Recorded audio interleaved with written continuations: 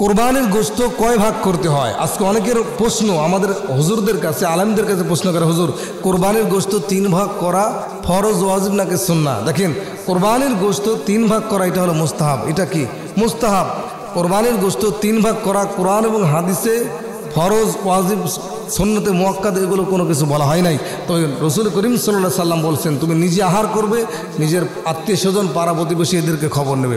এই জন্য বর্তমান ওলামায়ে কেরাম বলেন যে কোরবানির পশু জবাই করার পরে তার গোশতটা 3 ভাগ করে নিজের জন্য 1 ভাগ রাখবে, আত্মীয় স্বজনের জন্য 1 ভাগ, আর পাড়া প্রতিবেশী এবং গরিব মিসকিন অসহায় যারা আছে তাদেরকে 1 ভাগ দিবে। এটাই হলো কি রসুলের সুন্নাহ হবে, এটাই হলো রসুলের সুন্নাহর অন্তর্ভুক্ত হবে। কেননা আপনি নিজে কোরবানি করছেন, আপনার টাকা আছে, কিন্তু আপনার বাড়ির আশেপাশে অনেক গরিব মানুষ আছে যারা কোরবানি করতে পারে নাই।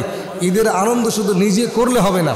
নবীজি বলেন যে মুসলমান তো এমন যে নিজে যা করবে অপরকে তার সঙ্গে শরিক করবে, নিজে আনন্দ করবে, অপর মুসলমান আনন্দ করতে পারে সেই ব্যবস্থা করে দিবে। এই জন্য ইসলামের বিধানটা দেখেন, নিজের সম্পদ আছে আপনি জাকাত দেন, নিজের টাকা পয়সা আছে আপনি দান করেন। ইসলামের বিধানটা কত সুন্দর করে আল্লাহ সাজায় দিয়েছে যে আপনি ধনী মানুষ, আল্লাহ আপনাকে সম্পদ দান করেছেন, আপনি অসহায় মানুষের পাশে দাঁড়ান, গরিব মানুষের পাশে দাঁড়ান, তাদেরকে সাহায্য সহযোগিতার হাত আপনি বাড়ায় দেন। আপনি জাকাতওয়ালা, আপনি সম্পদশালী মানুষ, আপনি অসহায় মানুষদেরকে জাকাত দেন, আপনি ফিতরা দেন, অসহায় মানুষের পাশে দাঁড়ান। ইসলামটা কত সুন্দর। আল্লাহ মানুষের মধ্যে কাউকে ধনী কাউকে গরিব বানিয়ে আল্লাহ তাআলা পরীক্ষা করেন। এই জন্য যেহেতু কোরবানির দিন আসলেই কোরবানির পশু জবাই করার পরে গোশত বন্টন নিয়ে আমাদের মধ্যে অনেকের প্রশ্ন। কিন্তু এখানে একটা কথা, সেটা হলো যে আপনার পরিবারের সদস্য যদি বেশি হয়, আপনার পরিবারের সদস্য সংখ্যা যদি বেশি হয়, আপনি যদি মনে করেন গোশত 3 ভাগ করে দিলে যে 1 ভাগ আমার ভাগ্যে থাকবে, ওই 1 ভাগ দিয়ে আমার পরিবারটা কভার হবে না, আমার পরিবারের মানুষ নিয়ে আমার পরিবারের সদস্যদেরকে নিয়ে আমি একবেলা খেতে পারবো না, তাহলে আপনার জন্য 3 ভাগ করা জরুরি নয়। আপনি পুরোটা গোশত আপনি নিজের পরিবার নিয়ে খেতে পারবেন, কিন্তু শর্ত হলো আপনি পুরা পরিবার, ছোট পরিবার, পুরা 3 ভাগ গোশত যদি আপনি রেখে দেন, দেখা যায় সারা বছর অনেকে এই গোশতগুলো খায়।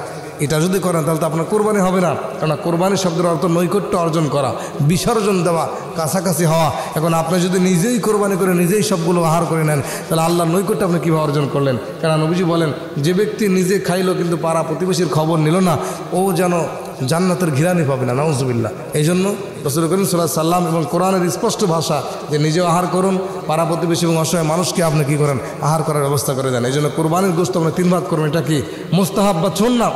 মুস্তাহাব বা সুন্নাহ? কোরবানির গোশত 3 ভাগ করা সুন্নাহ বা মুস্তাহাব।